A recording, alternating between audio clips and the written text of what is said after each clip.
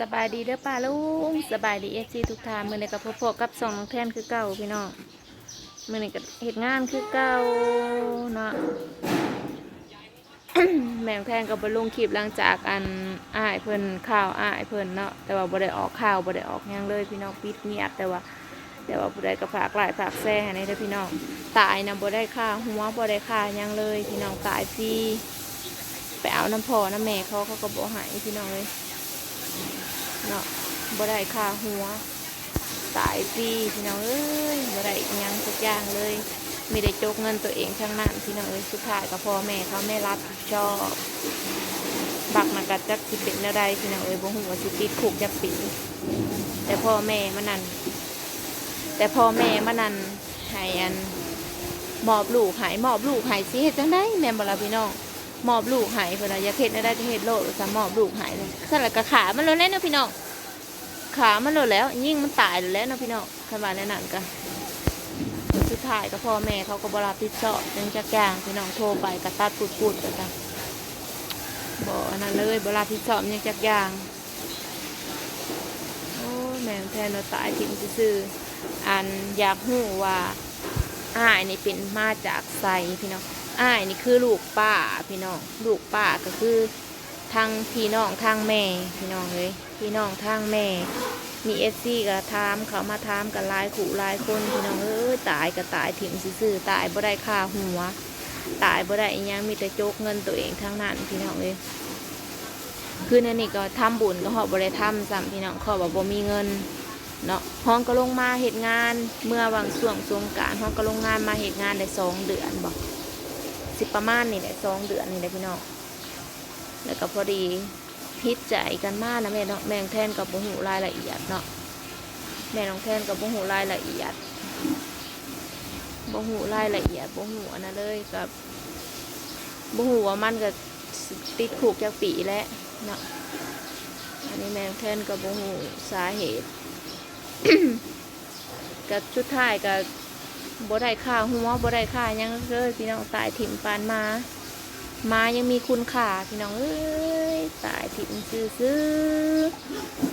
นี่แหละพี่น้องเอ้ยเหตุการณ์ก็พี่ใจกันมาใน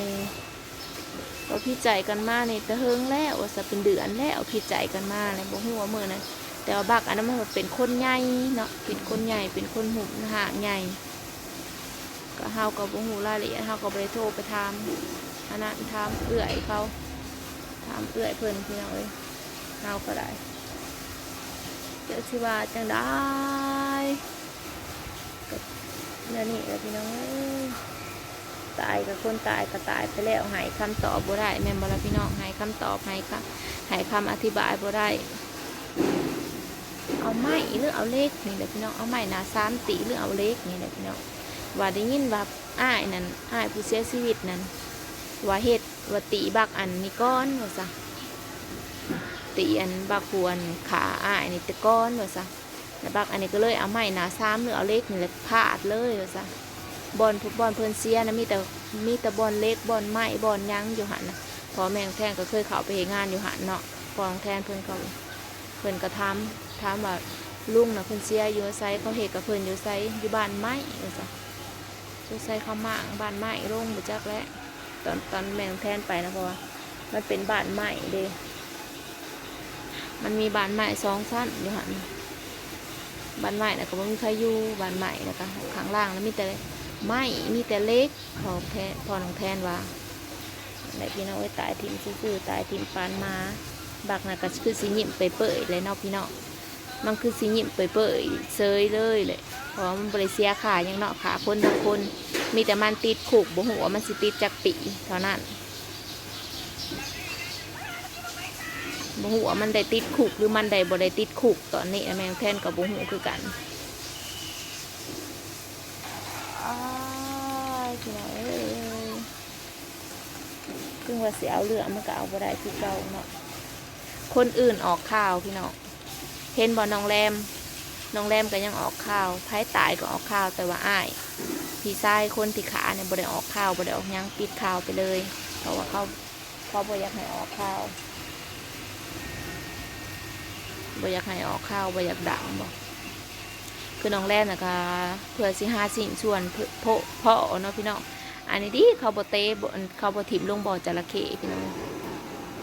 ถ้าเขาถิ่มบ่อจระเข้นั่นแล้วซะหาซะก็บ่เห็นแล้วมันบ่ฮู้ว่าเป็นอะไรแมงแทงก็ไปโทรมาถามว่าเป็นจังใดเห็นแต่เอื้อยเพิ่นลงข่าวลงอันในทางเฟซทางไลน์เนาะสีแสงอยากเอาเรื่องเขาเอาเรื่องก็เอาเรื่องบ่ได้คือเก่าพอคนเฮาก็ตายไปแล้วพ่อแม่เขาก็บ่รับผิดชอบเฮ็ดอะไรเขาก็ปิดถิ่ม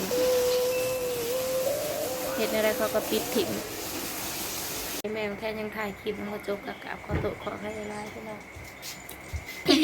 ย่าปลาลุงนะแม่ลูก สวัสดีครับป้าลุง สวัสดีครับปลาลุงน้องแทนพี่น้องลูกชายสาเหตุพี่น้องเรื่องแม่งแทนสิเปิดทางสาเหตุเอื้อยเพิ่นอาจเสียงมาเพิ่นก็ยังบ่ทันได้แล้ววิอยากเพิ่นเนาะเพิ่นก็ยังบ่ทันได้ว่างเพิ่นว่า เดี๋ยวกูยังบอกว่าเอาไว้เนาะ เพิ่นยังบ่ วัน ว่า นี้เอาคลิปตัวนี้เกิดสาเหตุมันก็มาจากลำโพงบอกจอยซื้อลำโพงบอกจอยไปขอเงินลำโพงซื้อลำโพง1,100แล้วที่เดือน200บอกจอยเอาเองแต่บัดนี้บอกงานอยากได้แต่บอกจอยน่ะบอกให้โอ้ยมันยังเงานะเดี๋ยวกูเล่าให้ฟังเดี๋ยวกูสิอัดคลิปเดี๋ยวกูสิเว้าเดี๋ยวกูส่งมันส่งบ่ไปเน็ตมันบ่แห้ง ตอนนี้นะเพิ่นยังว่า เดี๋ยวกูยังบอกว่า เพิ่นยังบ่ว่างพี่น้อง ก็นั่นแหละเอาคลิปตัวนี้เกิดสาเหตุมันก็มาจากลำโพง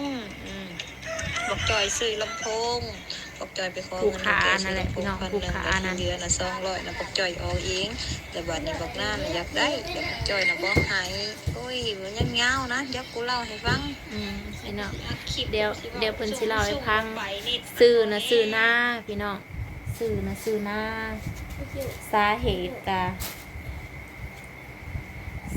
ตุมาจากเครื่องเสียงพี่น้องเลยสุดท้ายตายย้อนเครื่องเสียงบ้านหยังเมืองหยัง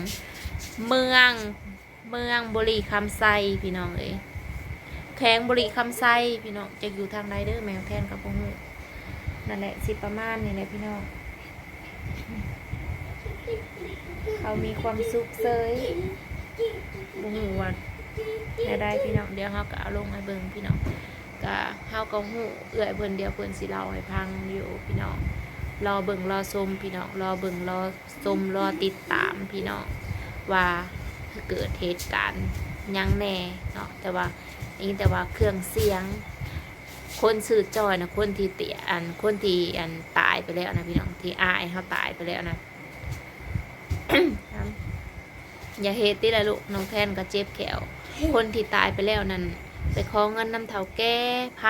1,000พี่น้องไปขอนำเฒ่าแก่1,000แล้วบ้านนี้เลยมันบ่พอบ้านนี้ก็อย่าผูกการปันใดเด้อพี่น้องก็ไปเอาเงินนำเฒ่าแก่1,000แล้วบ้านนี้แหละมันบ่พอแล้ว200อายเพิ่นคือเสียนะเพิ่นเลยออกเองพี่น้องแต่ว่าเงิน1,000นะเพิ่นไปเบิกน้ำเฒ่าแก่มาหรือว่าเพิ่นไปยังอันนี้แมงแท้แต่ยังอันนั้นแมงแท้ก็ยังบ่ฮู้เนาะไปเบิกหรือไปขอนี่แหละสิประมาณนี่แหละพี่น้องตายย้อนยังตายย้อนเครื่องเสียงพี่น้องมันเป็นไปได้อีบ่พี่น้องแต่ว่าตายย้อนเครื่องเสียงสิบ่ว่าได้ก็ตายย้อนเครื่องเสียงแต่ว่าบอลตีบอลยังก็เห็นเบิดแมงแทนก็เห็นแล้วพี่น้องแต่ว่าเดี๋ยวก็รอเบิ่งรอชมต่อไปพี่น้องเลยได้ยินเอื่อยเพิ่นว่าขนาดสิไปเปิดกล้องวงจรเขายังบ่ให้เปิดเลยนั่นแหละพี่น้องตายก็คือว่าอะไรตายก็พ่อแม่เขาก็บ่รับผิดชอบพี่น้องจะสิได้ค่าหัวหรือบ่ได้ก็รอเบิ่งรอชมไปเรื่อยๆพี่น้องแมงแทนก็ถามข่าวนำเขาเอื้อนี่แหละพี่น้องเลยว่าในได้กับเพื่อนเพิ่นกันสิฝากไลค์ฝากแชร์ฝากติดตามช่องน้องแทนในเด้อในได้ก็ให้กำลังใจครอบครัวเอื้อเพิ่นแน่พี่น้องเป็นธรรมให้เอื้อเพิ่นแน่บ่ได้ออกข่าวบ่ได้ออกหยังเลยเด้พี่น้องขาปกติเนาะมันสิออกข่าวนี่เขาปิดเงียบเลยปิดเงียบเขาบ่อยากให้ออกข่าวดูแนวใดเนาะ ก็รอเบิ่งรอชมไปเรื่อยๆแหละพี่น้องแมงแทนก็ถ่ายบางเว้นและแมงแทนก็บ่ค่อยอันนั้นปานใดเนาะลูกชายก็ไข่ก็เลยลูกชายก็งอแงน้ำแน่ไข่เจ็บแขวปวดฟันกินลูกกินข้าวกับต้มมาม่าเด้อปลาลุงนี่ลูกชายข่อย ลูกชายข่อยกินข้าวกับต้มมาม่าเอากินลูกมันเย็นนั่นแหละมันเย็นแล้ว กินลูกกินมันเบิด ร้อนนิดหน่อย นอนนิดหน่อยนะคะมันดาดแขวแมงนะ